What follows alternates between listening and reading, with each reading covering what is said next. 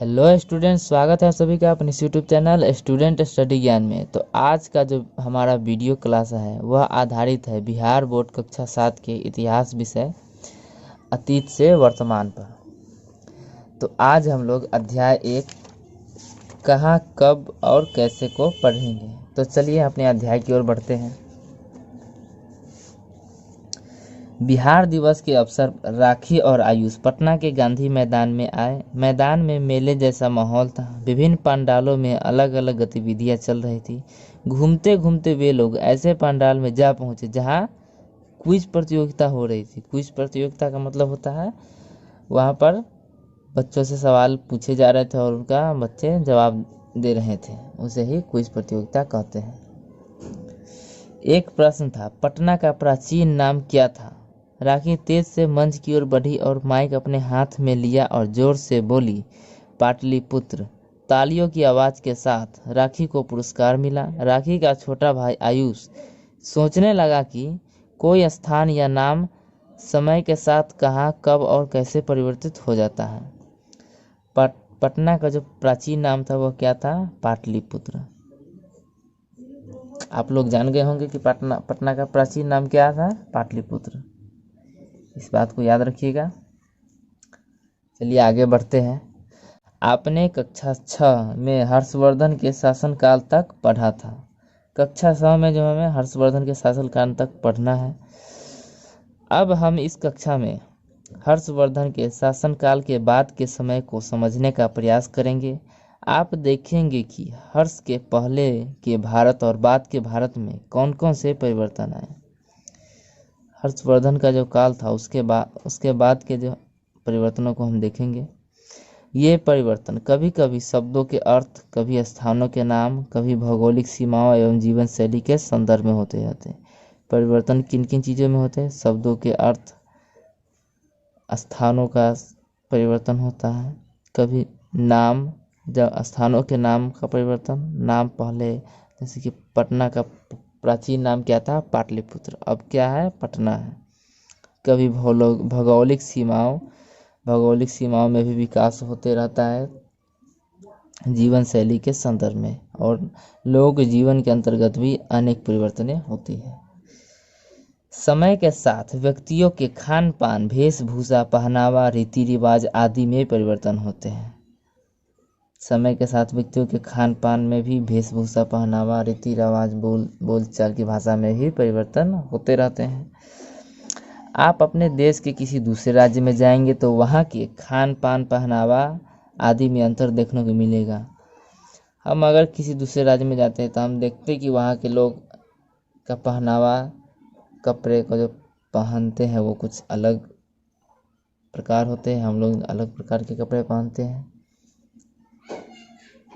जब आप भी उनके साथ कुछ दिनों तक रहने का मौका मिलेगा तो संभव है कि आपकी जीवन शैली में भी बदलाव आएगा या परिवर्तन देखने को मिलेगा।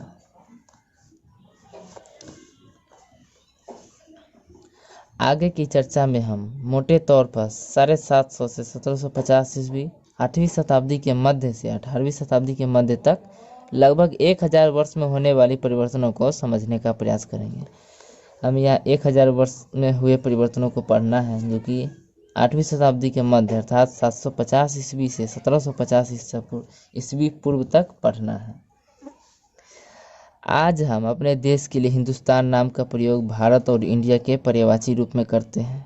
हिंदुस्तान का जो पर्यायवाची हम बनाते हैं, भारत और इंडिया, ये तीनों हिंदुस्तान भारत का पर्यायवाची शब्द के रूप में आज हम बनाते हैं।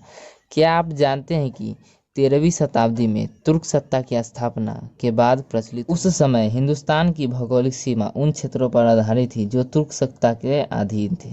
उस समय क्या था? हिंदुस्तान की भौगोलिक सीमा अर्थात भूभाग, जैसे जो सीमा होती है किसी भी देश की, वो तुर्क सत्ता के अधीन थी। लगभग 3 शताब्दी बाद मुगल वंश के संस्थापक बाबर ने हिंदुस्तान शब्द का प्रयोग वस्तुतः संपूर्ण उपमहाद्वीप के लिए किया।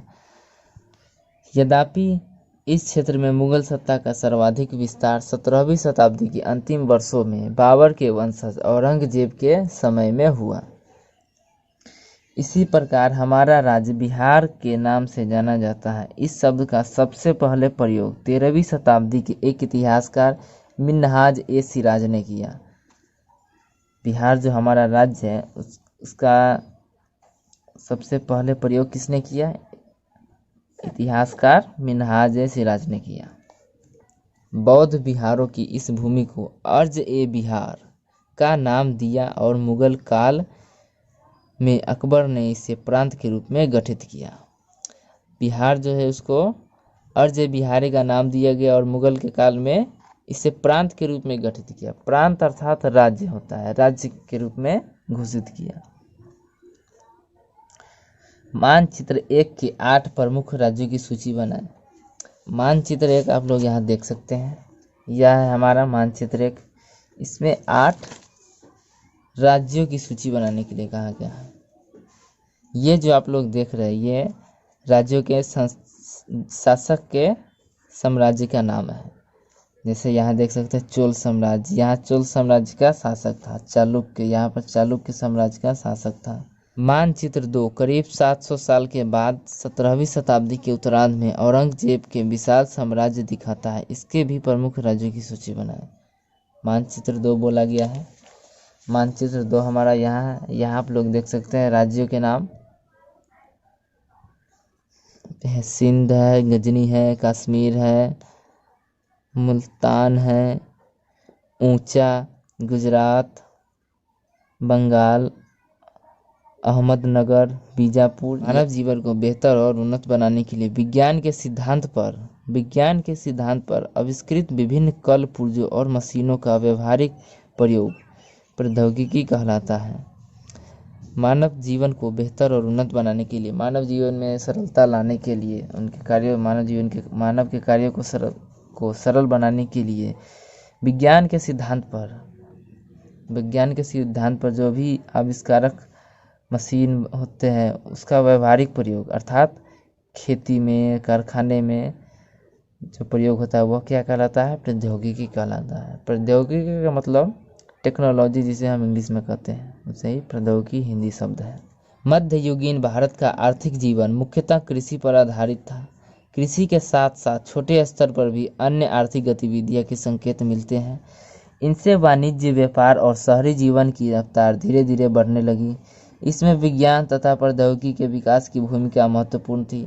उत्पादन के क्षेत्र में आए तकनीकी परिवर्तनों के फलस्वरूप नगरों के विकास एवं उनकी संख्या में वृद्धि हो रही थी। लोगों के रहन सहन और विचारधारा में परिवर्तन के कारण भारत के साथ साथ पूरी दुनिया की प्रौद्योगिकी में बदलाव हो रहे थे। आइए अब हम विभिन्न क्षेत्र के प्रौद्योगिकी में हुए परिवर्तनों पर एक नज़र डालें। आज सिंचाई के लिए किन किन साधनों का इस्तेमाल किया जाता है और पहले किन किन साधनों का इस्तेमाल किया जाता था?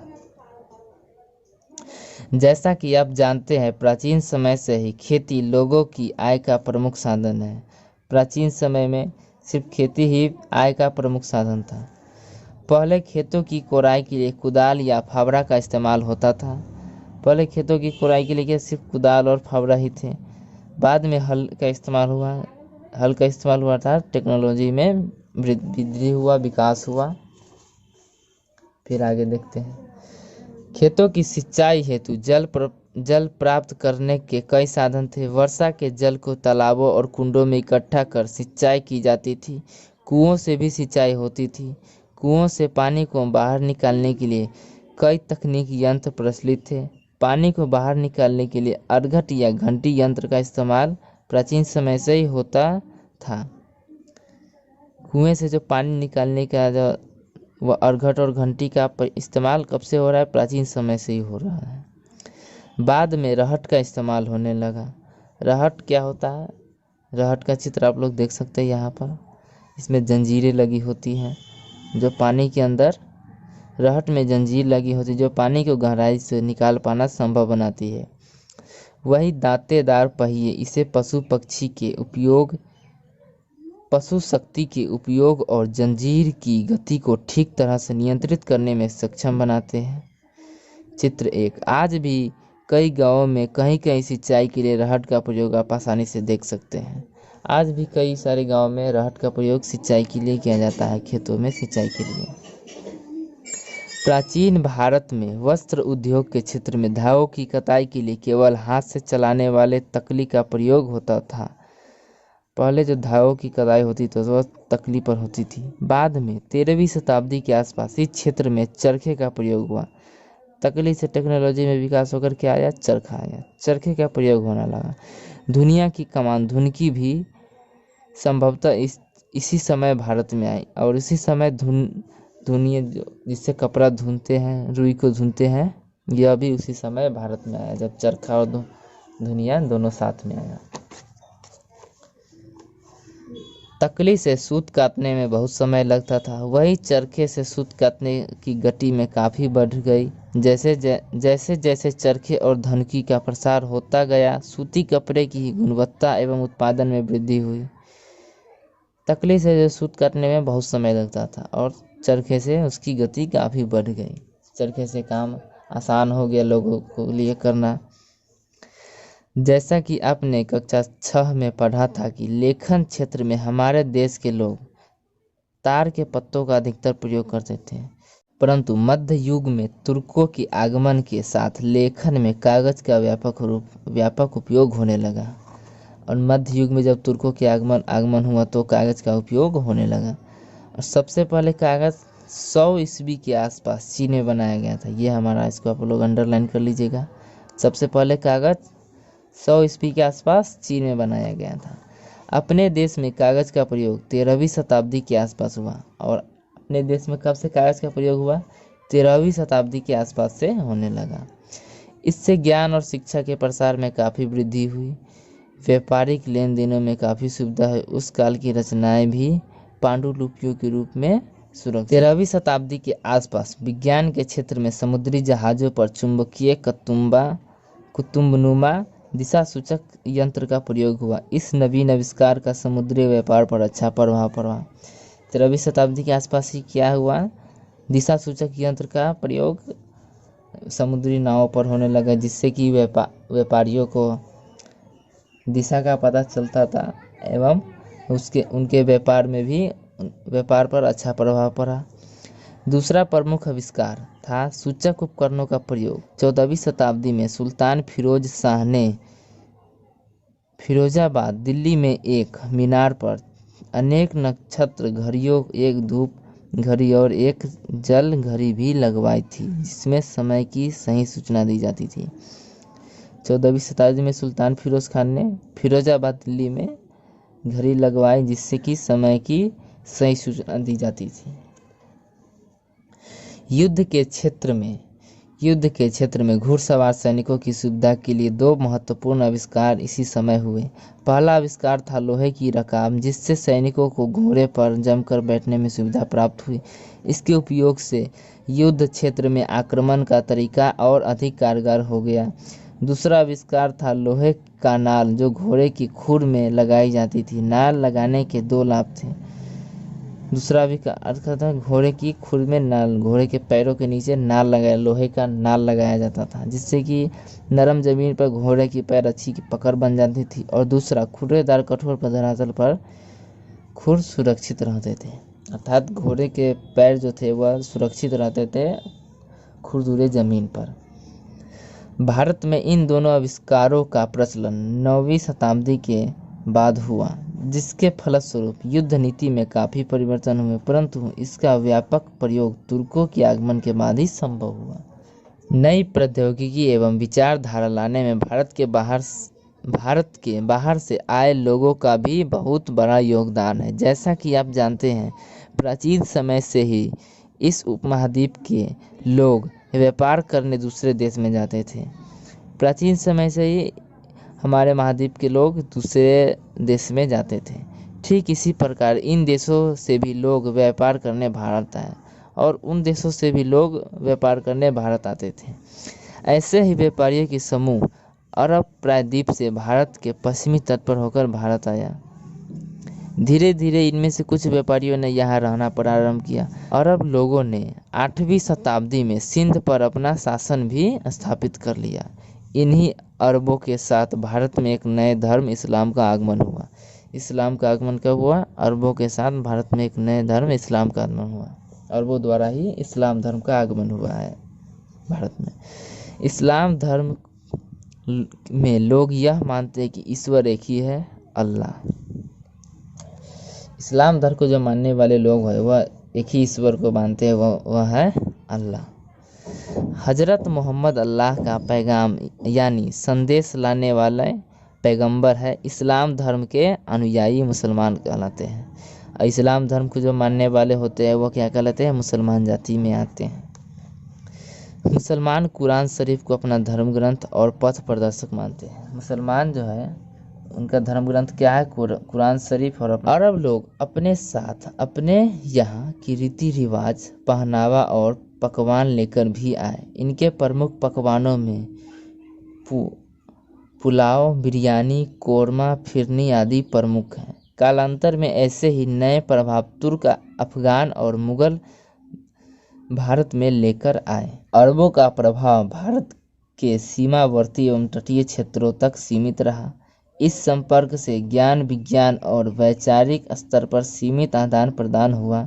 कालांतर में तुर्क, अफगान, ईरानी और मुगलों ने इस देश में प्रवेश किया, भारत में अस्थायी राज्यों की स्थापना की। इनके आने से सामाजिक, सांस्कृतिक और बौद्धिक जीवन में ज़्यादा व्यापक और दूरगामी प्रभाव पड़े। इनसे ही हमारी भाषा, रहन सहन, पोशाक, रीति रिवाज आदि प्रभावित हुए और उनमें एक मिलीजुली परंपरा का विकास हुआ। इसे ही गंगा जमुना संस्कृति कहते हैं। इसके बारे में विस्तृत रूप से आप आगे की इकाइयों में पढ़ेंगे। अगर वीडियो पसंद आए तो लाइक करें, सब्सक्राइब करें, घंटे को ऑल पर सेट करें ताकि हमारी सारी वीडियो आप तक पहुंच सके।